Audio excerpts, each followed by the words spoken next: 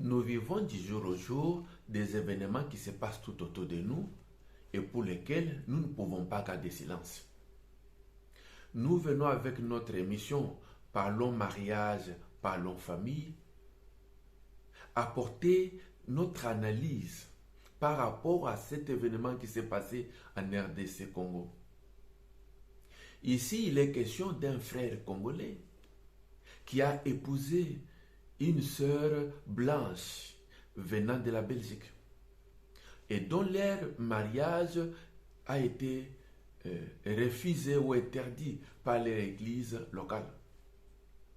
Le thème de notre message ou de notre programme est intitulé Mariage interracial interdit.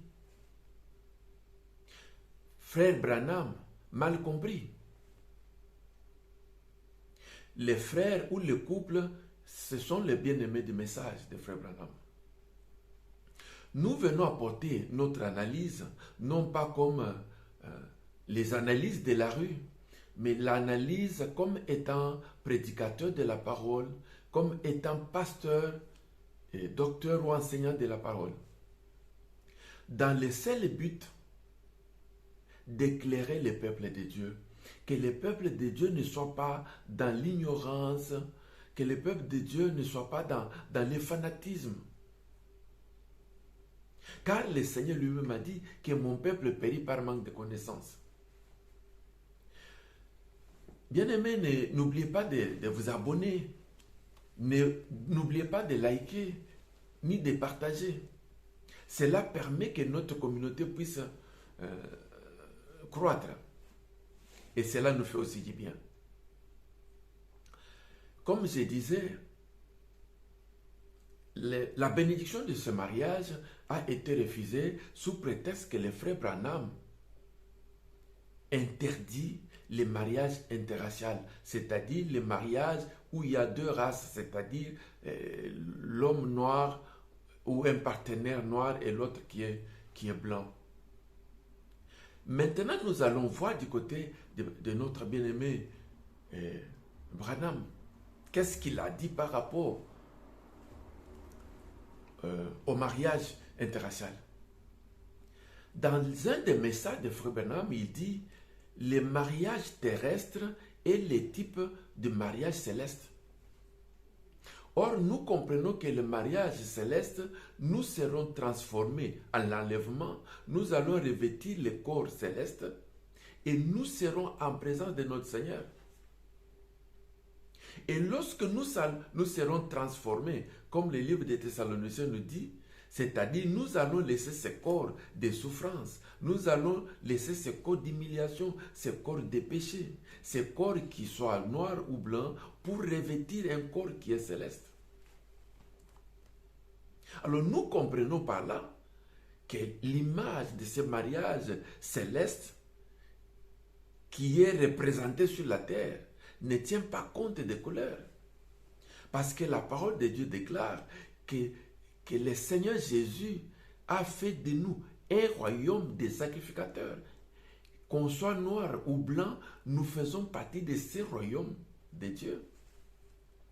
N'est-ce pas dans le livre de Job, la Bible nous dit, dans l'homme, c'est l'esprit, le souffle de Dieu Tout-Puissant.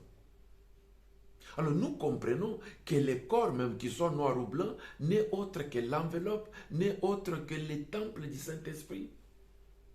Bien aimé, nous comprenons par là que ce qui est très important pour notre Seigneur, ce n'est pas la couleur de notre peau, mais c'est plutôt le Saint-Esprit qu'il a mis à nous, c'est plutôt l'esprit de l'homme qui est important.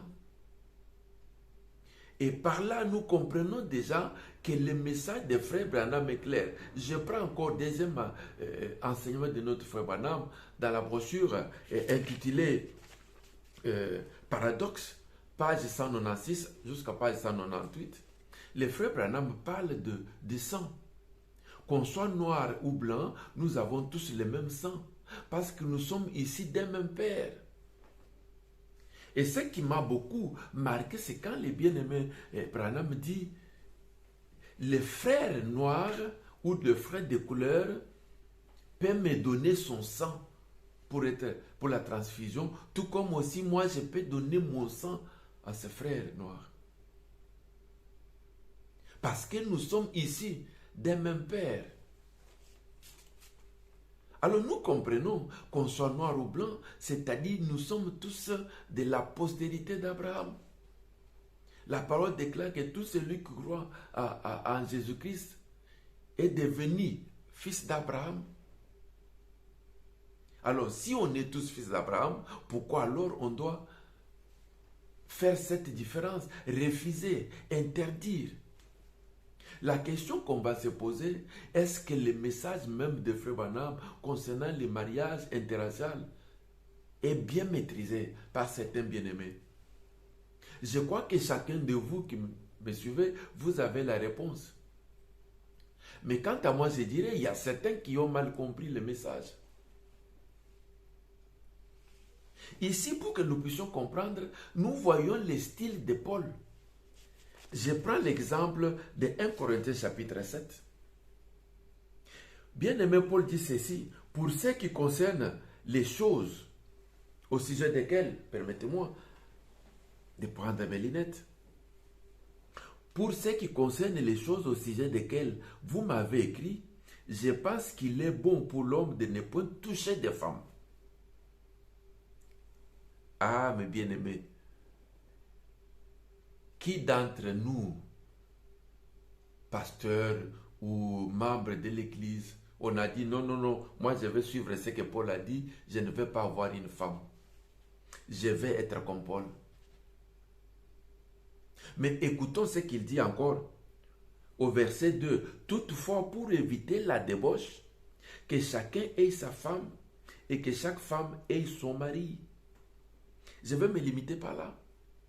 Ici même, nous voyons que Paul donne des possibilités. La première possibilité, c'est-à-dire de ne pas avoir de femme. Parce que Paul développe, il dit, celui qui n'est pas marié, il s'occupe beaucoup mieux des choses de Dieu. Mais il dit au verset 2, pour éviter la débauche, il serait mieux que tout homme ait une femme et que chaque femme ait son mari. Et je voulais dire que c'est ça le modèle ou le type que le frère Branham a utilisé. Pour dire que nous sommes tous ici d'un même Père. Nous avons tous le même sang. Nous sommes tous héritiers des promesses de Dieu.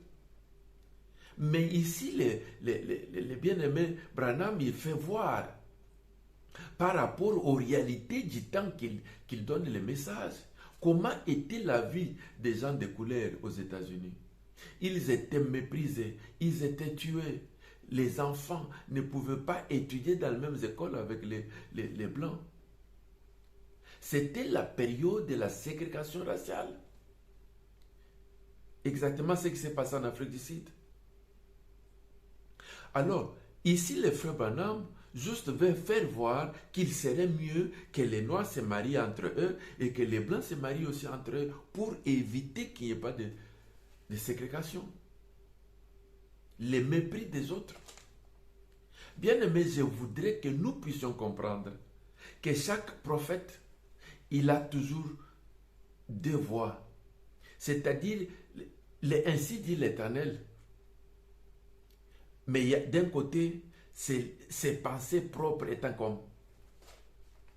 Ne perdons pas de vue que le prophète n'est pas Dieu, mais il est un envoyé de Dieu.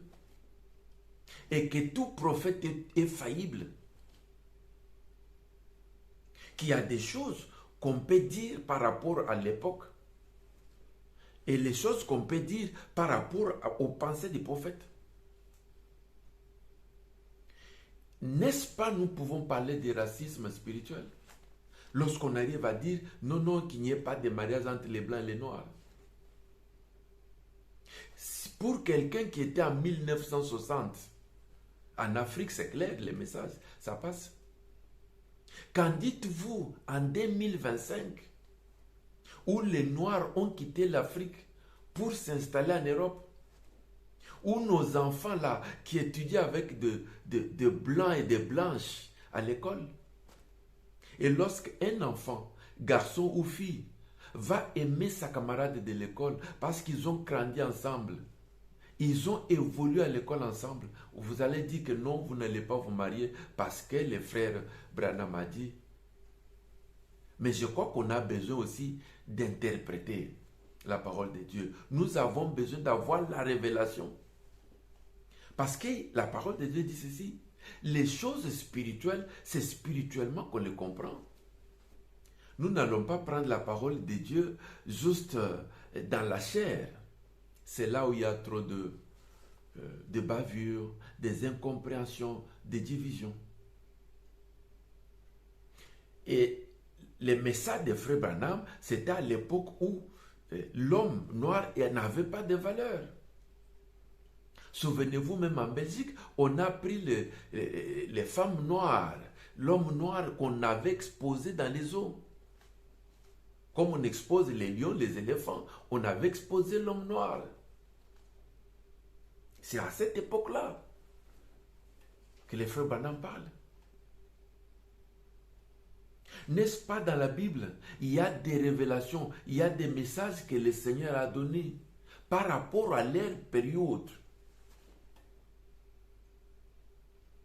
Je donne un exemple, il y a d'autres choses qui n'ont rien à voir avec la vie chrétienne, mais qui n'étaient autres que la tradition juive. N'est-ce pas, quand nous lisons l'histoire de Boaz, on nous dit quoi? Lorsque quelqu'un dit quelque chose qui est la vérité, il va enlever les chaussures. Est-ce que dans nos églises, nous le faisons? N'est-ce pas, la Bible nous dit que dans la maison où vous entrerez, lorsqu'on ne va pas vous recevoir, secouez vos pieds. Signe de quoi? C'est-à-dire, nous sommes venus vous apporter la parole, mais vous ne nous avez pas accepté, mais que les sorts tombent sur vous. Est-ce que nous le pratiquons? J'ai donné ces deux exemples pour que nous comprenions que la parole de Dieu, la Bible que nous avons, il y a certaines choses qui étaient par rapport à cette époque. Avant de terminer, ce qui compte pour Dieu, c'est quand la Bible dit que les croyants n'épousent pas les non-croyants. Mais Dieu est souverain. Nous voyons que le même Dieu qui a donné la loi. Mais il y a Boaz qui était juif, qui a épousé Ruth la Moabite. Qu'est-ce que vous allez dire? C'était dans les plans de Dieu. Et ce qui est très important ici, c'est quand Ruth dit, ton peuple sera mon peuple, ton Dieu sera mon Dieu. Ici, nous voyons que Ruth, païenne qu'elle était, elle est entrée dans la grâce en acceptant les dieux de Naomi. La parole de Dieu là, c'est pas seulement à prendre comme ça. Hein? Qu'en dirait-on aussi de Moïse? Moïse a pris Séphora, qui n'était pas juif. Vous savez combien sa famille s'est opposée. Myriam s'est opposée. Mais quelque part, il y a eu des révélations. Moïse qui était le type de Christ et Séphora qui était les types de païens, nous païens, pour dire que nous avons la grâce aussi, comme les Juifs.